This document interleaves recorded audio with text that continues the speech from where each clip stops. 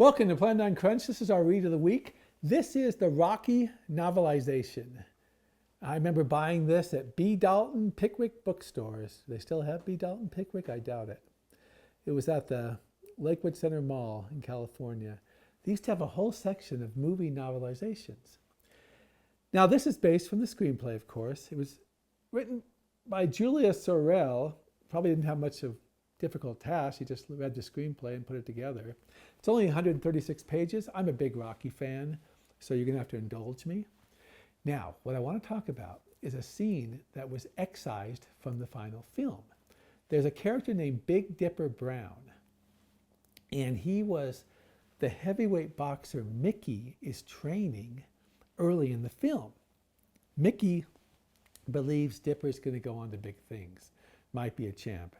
Mickey, at this point, thinks Rocky is a bum who wasted his talents. So Mickey takes Rocky's locker and gives it to Dipper. Remember that scene? Rocky says, "You put my stuff on Skid Row."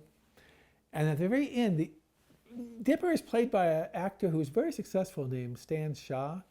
He was in Roots, The Next Generation. He was also starred in Bingo Long and his Traveling All-Stars. But working actor through decades. He was very good in karate. He was not a boxer, Stan Shaw.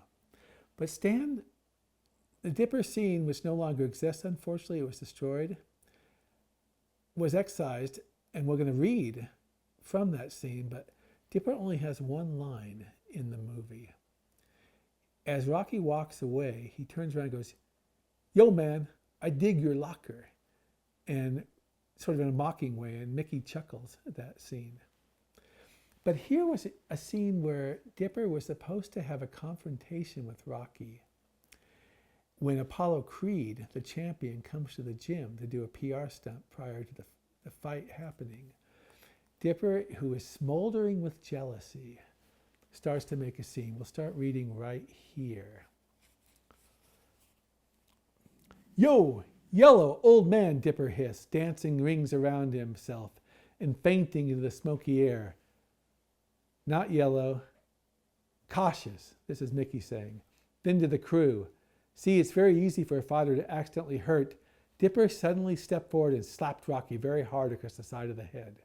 The gym became stone cold. Dipper was in total command, enjoying every moment of it. "If you're afraid to fight me, then get down and kiss my feet, boy." Mickey looked around nervously. He knew it would be only seconds before the blood ran. Rocky stood motionless.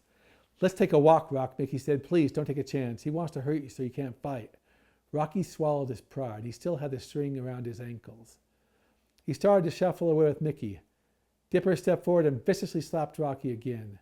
Mike, the trainer, jumped forward and stood in front of Dipper. "Why are you trying to cut him, man? Back off, jerk, or I'll bite your face." Dipper cut loose with a hook and knocked Mike flat. The room fairly reeked of fear. Apollo's eyes flicked back and forth between Rocky and Dipper. Apollo tapped his bodyguards. They began to ease away.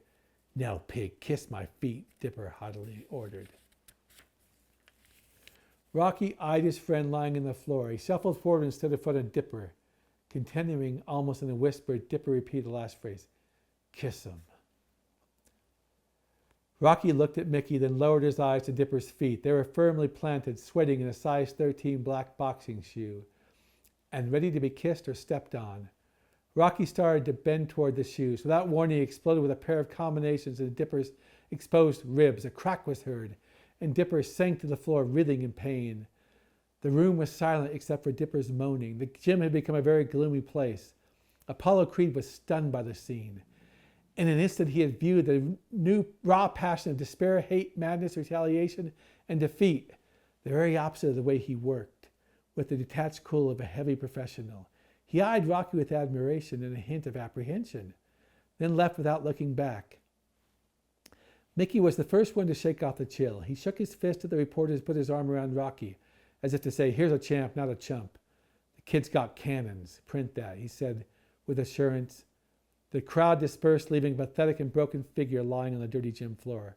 Luckily, it wasn't The Rock.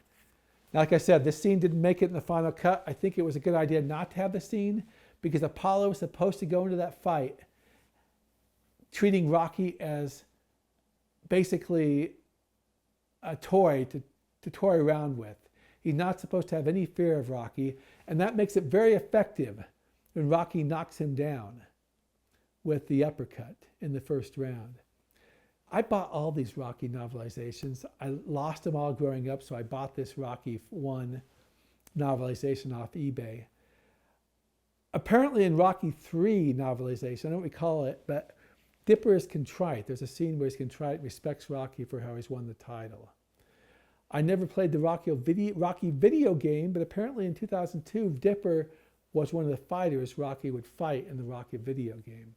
Anyways, this is just me because I watched a Rocky marathon and really got into it recently. Watched all the films growing up.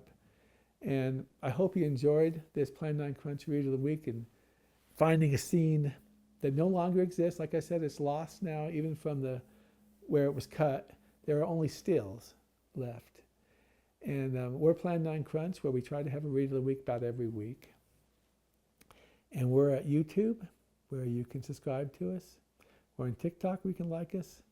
We have a blog, Plan9Crunch.com, and at Facebook, Plan9Crunch Podcast and blog, you can like us and follow us there. Thank you very much, and that's a wrap.